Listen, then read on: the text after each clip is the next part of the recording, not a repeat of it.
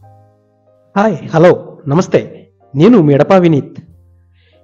ఈరోజు నేను చెప్పబోయే పాడ్కాస్ట్ మీ అందరికీ తెలిసిన, మళ్ళీ నేను చెప్పబోతున్న టైటానిక్ నౌక గురించి. అవును, టైటానిక్ షిప్ గురించి. Titanic ship white star line అనే సంస్థ కోసం హర్లాండ్ అండ్ వోల్ఫ్ అనే నౌక నిర్మాణ సంస్థ తయారు చేసిన 3 నౌకల్లో ఒకటి. 1912లో దానిని మొదటిసారిగా ప్రవేశపెట్టినప్పుడు ప్రపంచంలోకెల్లా అదే అతి పెద్ద ప్రయాణ నౌక. దాని మొదటి ప్రయాణంలోనే ఏప్రిల్ 14, 1912వ తేదీన ప్రమాదవశాత్తు ఒక మంచు కొండను ఢీకొని సముద్రంలో మునిగిపోయింది. ఇది అందరికీ తెలిసిన సత్యమే. కానీ ఈ చరిత్ర ఇప్పుడు తరానికి, ఇప్పుడున్న జనరేషన్కి, ఇప్పుడున్న స్టూడెంట్స్కి, రాబోయే తరాలకి తెలియాలి కాబట్టి నేను చెబుతున్నాను. 1517 మంది ప్రజలు మృత్యువాత పడ్డారు దీని వలన ఇది అపకీర్తిని మూట కట్టుకోవడమే కాకుండా చరిత్రలో అత్యంత దురదృష్టకరమైన సంఘటనలో ఒకటిగా మిగిలిపోయింది. అంటే it's a sad memory, but దీనికి ఒక లోతైన విశ్లేషణ ఉంది, చాలామందికి తెలియదు. అది నేను చెప్పబోతున్నాను. దీని నిర్మాణంలో అప్పట్లో ఉండే అత్యాధునిక సాంకేతిక పరిజ్ఞానాన్ని ఉపయోగించడం వలన అది మునిగిపోవడం అసాధ్యమని జనాలు నమ్మేవారు. కానీ ఎంత సాంకేతిక పరిజ్ఞానాన్ని ఉపయోగించినా, ఎంతమంది అనుభవజ్ఞులైన సిబ్బంది ఉన్నా అది అలా మునిగిపోయి అపార ప్రాణ నష్టాన్ని కలిగించడం చాలామందిని దిగ్భ్రాంతికి గురిచేసింది. టైటానిక్ బాధితుల గురించి మాధ్యమాల ప్రచారం, అంటే బ్రాడ్కాస్టింగ్లో కానీ మీడియాలో కానీ నౌకలో జరిగినట్లుగా చెబుతున్న ప్రధాన సంఘటనలో ఈ సంఘటన పర్యవసానంగా కొత్తగా ప్రవేశపెట్టబడిన నౌకాయాన న్యాయ నియమాలు 1985లో రాబర్ట్ బల్లార్డ్ నేతృత్వంలో కనుగొనబడిన టైటానిక్ అవశేషాలు ఈ నౌకకు అత్యంత ప్రాముఖ్యతను సంపాదించి పెట్టాయి.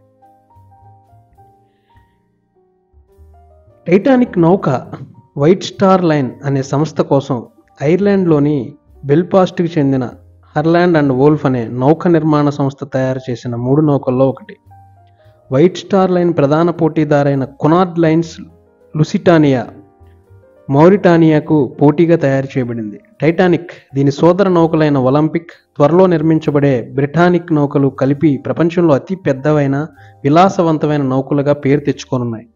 టైటానిక్ నిర్మాణం మార్చి 31, 1909లో అమెరికాకు చెందిన JP Morgan international mercantile marine company సమకూర్చిన నిధులతో ఆరంభమైంది.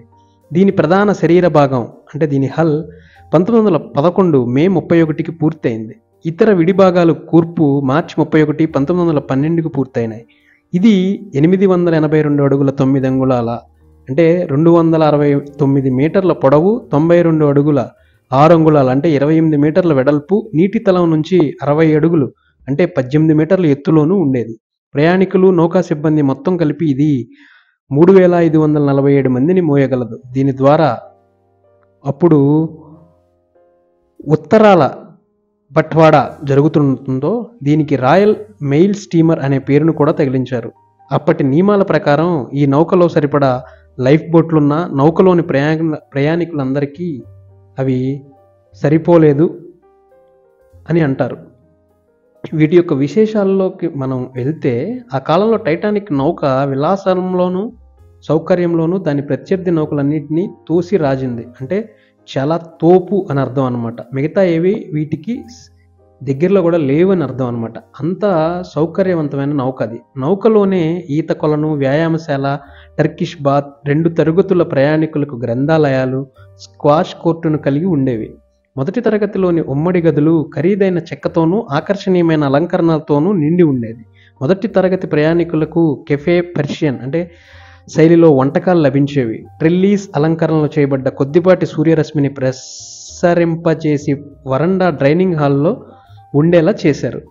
ఈ షిప్లో ఆ కాలంలో అప్పుడే కొత్తగా అభివృద్ధి చెందిన అధునాతన సాంకేతిక పరిజ్ఞానాన్ని వాడడం జరిగింది. విస్తృతమైన విద్యుదీకరణ, అంటే ఎలక్ట్రిసిటీ వ్యవస్థ, నీటి ఆవిరితో నడిచే జనరేటర్లు ఉండేవి. 2 శక్తివంతమైన మార్కోనీ రేడియో సెట్లు కూడా ఉండేవి. వీటిలో ఒకటి 1500 వాట్ల శక్తివంతమైనది. వంతుల వారీగా విధులు నిర్వర్తించే ఆపరేటర్లతో రేయింబాళ్ళు, అంటే డే అండ్ నైట్ నడపబడుతుండేది. కాబట్టి మిగతా ప్రపంచంతో ఎడతెరిపి లేని సంబంధాలు కలిగి ఉండేవి. అంటే అప్పట్లోనే అంత సాంకేతిక పరిజ్ఞానం, టెక్నాలజీని ఆ షిప్కి అందేలా చేశారు అప్పుడున్న నౌకాయాన సంస్థ వాళ్ళు, తయారు చేసిన కంపెనీ వాళ్ళు.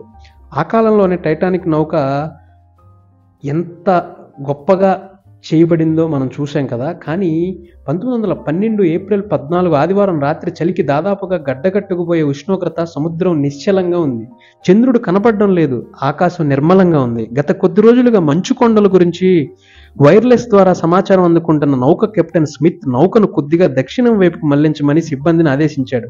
ఆ రోజు మధ్యాహ్నం 1:45 సమయానికి అమెరికా అనే స్టీమర్ టైటానిక్ నౌక వచ్చే దారిలో భారీ మంచు పర్వతాలు ఉండవచ్చునని చేసిన హెచ్చరికలు దురదృష్టవశాత్తు నౌకను నియంత్రించే బ్రిడ్జ్ గదికి చేరలేదు. ఇంకేముంది, సాయంత్రం మొసాబా అనే నౌక నుంచి వచ్చిన అలాంటి హెచ్చరికలు కూడా నియంత్రణ గదికి చేరలేదు. రాత్రి 11:40 సమయంలో టైటానిక్ న్యూఫౌండ్ ల్యాండ్స్ ఉత్తర అమెరికాకు సమీపంలో ఉండే ఒక పెద్ద ద్వీపం వద్ద గల గ్రాండ్ బ్యాంక్స్ సముద్రంలో లోపల ఉండే పీఠభూములు లాంటి ప్రదేశాల్లో ప్రయాణిస్తుంది. నౌకకు ముందుగా దాని దారిలో పయనిస్తూ సమాచారాన్ని అందిస్తూ హెచ్చరికలు చేస్తూ వెళ్లే ఫ్రెడరిక్ ఫ్లీట్, రెజ్నాల్డ్ లీ టైటానిక్ ఎదురుగా పెద్ద మంచు పర్వతాన్ని కనుగొన్నారు. ఫ్లీట్ కుడివైపు మంచు పర్వతం ఉందని చెబుతూ బ్రిడ్జి గదికి వెళ్లే గంటను మోగించాడు. నౌకాధికారి ముర్డోక్ నౌకను ఉన్నపళంగా ఎడమవైపుకు మళ్లించమని ఆదేశించాడు. ఇంజిన్ ఒక్కసారిగా ఆగిపోయి మళ్లీ తిరిగి పరిగెత్తడం ఆరంభించింది. కానీ నౌక పర్వతాన్ని గుద్దుకోవడం మాత్రం అనివార్యమైంది. అంటే ఆగలేదు, గుద్దేసింది. ఈ గుద్దుకోవడంలో నౌక కుడి భాగం వైపు 300 అడుగుల పొడవు మేరకు నౌక ప్రధాన భాగం రాపిడికి గురై నిర్మాణంలో వాడిన రివెట్లను భయపడేలా, అలాగే బయటపడేసేలా చేసింది. సముద్రపు నీరు ముందు భాగపు గదులను నింపేస్తుండటంతో వాటి తలుపు వాటంతట అవే మూసుకుపోయాయి. 4 కంపార్ట్మెంట్లు నీటితో నిండిపోయిన టైటానిక్ తేలగలిగి ఉండేది, కానీ 5 కంపార్ట్మెంట్లు నీటితో నిండిపోవడం ప్రారంభించాయి. అంటే అంత గట్టిగా గుద్దింది ఆ నౌక. ఈ విధంగా మునిగిపోవడం వలన నీరు పైన ఉండే కంపార్ట్మెంట్లకు కూడా ఎగదన్నింది. ప్రమాదాన్ని గుర్తించిన కెప్టెన్ స్మిత్ బ్రిడ్జ్ గదిలోకి వచ్చి నౌకను పూర్తిగా ఆపేయమని ఆదేశించాడు. ఏప్రిల్ 15 అర్ధరాత్రి తర్వాత థామస్ ఆండ్రూస్ ఇతర నౌకాధికారులు పరీక్షించి లైఫ్ బోట్లను సమాయత్తపరచమని పురమాయించారు. మొదటి లైఫ్ బోట్ 7వ నెంబర్ బోటు అందరూ నమ్ముతున్నట్లుగా 12:40 కాక 1200 అంటే ఆ టైంలో అంతమంది ఉండగా 12:27కి 12 మంది ప్రయాణికులతో క్రిందకు దించబడింది. 5వ నెంబర్ బోటు 2-3 నిమిషముల తర్వాత దించబడింది. టైటానిక్లో మొత్తం 1178 మందిని కాపాడగలిగే 20 లైఫ్ బోట్లను ఉండేవి అని అప్పట్లో అంచనా వేసేవాళ్ళు. ఇది కేవలం అంచనా మాత్రమే. ఇవి నౌకలోని మొత్తం సిబ్బంది, ప్రయాణికులు సరిపోకపోయినా అప్పటి బ్రిటిష్ నియమాల ప్రకారం కావాల్సిన దానికన్నా ఎక్కువ బోట్లే ఉన్నాయి. అప్పట్లో నౌకలో ఎంతమంది ప్రయాణికులు ఉన్నారన్న దానికన్నా నౌక ఎంత బరువుగా ఉన్నది దాన్ని బట్టి బోట్ల సంఖ్యను లెక్కించేవాళ్ళు. సో ఆపరేషన్ టైటానిక్ వైర్లెస్ ఆపరేటర్లైన జాక్ ఫిలిప్స్, హరాల్డ్ బ్రెడ్ ప్రమాద సంకేతాలను నలుదిక్కులకు పంపించడం ప్రారంభించారు. మౌంట్ టెంపుల్, ఫ్రాంక్ఫర్ట్, టైటానిక్ సోదర నౌక ఒలింపిక్ వంటి చాలా నౌకలు తిరిగి సమాధానం కూడా ఇచ్చాయి. కానీ ఏ నౌక సమయానికి దగ్గరలో లేకపోయింది. అన్నిటికన్నా దగ్గరలో ఉన్న నౌక కునార్డ్ లైన్స్కు చెందిన కర్పితియా 58 మైళ్ళ దూరంలో ఉంది. కానీ అది ప్రమాద స్థలికి చేరుకునేటప్పటికీ చాలా ఆలస్యమైపోయింది. అంతా జరిగిపోయింది. టైటానిక్ పంపించిన అపాయ సందేశాన్ని అందుకున్న ఏకైక భూతల వైర్లెస్ స్టేషన్ న్యూ ఫౌండ్ ల్యాండ్లో గల క్యాప్రేస్. టైటానిక్ షిప్ మునిగిపోయింది. చాలామంది దానిలో చనిపోయారు. అవశేషాల కోసం అన్వేషణ కూడా చేశారు. పరిశోధనలో బయటపడిన ప్రధాన అంశాలు నౌక 2గా విడిపోయిందని కనుగొనడం, ముందు భాగం వెనుక భాగం విడిపోయి ఒకదానికి వ్యతిరేక దిశలో 600 మీటర్ల దూరంలో పడి ఉన్నాయని చెప్పారు. ఈ అన్వేషణలకు మునుపు అమెరికన్, బ్రిటిష్ విచారణలో కూడా నౌక 2గా విడిపోలేదని తేల్చాయి. అంతేకాక ఇది 2గా విడిపోయిందా లేదా అన్న విషయంపై విభిన్న కథనాలు వినిపించాయి. ఇప్పటికీ చాలా మిస్టరీలు అలాగే ఉన్నాయి.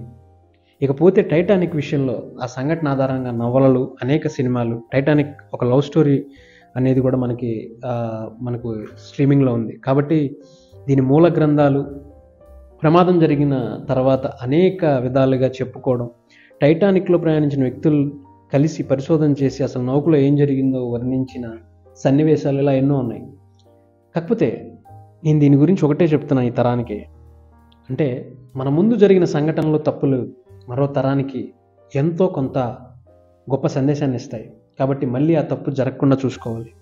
కాబట్టి ఇలాంటి ప్రమాదాలని మనం తెలుసుకున్నప్పుడు, ఇలా జరిగిందని చరిత్రలో ఉన్నప్పుడు మనం సాంకేతిక పరంగా, విజ్ఞాన పరంగా, ఎడ్యుకేషన్ పరంగా ముందుకెళ్ళాలనేది నా యొక్క భావన. సో మనం తెలుసుకున్న సత్యాలు తర్వాత తరానికి ఉపయోగాలు అనేది నా యొక్క ఫీలింగ్. అందుకే ఈరోజు ఈ టైటానిక్ పాడ్కాస్ట్ నేను చెప్పాను. మరిన్ని పాడ్కాస్ట్ల కోసం మన యొక్క యూట్యూబ్ ఛానల్ లైక్, షేర్ మరియు సబ్స్క్రైబ్ చేయండి. అందరికీ దీని యొక్క లింక్ని షేర్ చేయండి. Thank you. జై భారత్.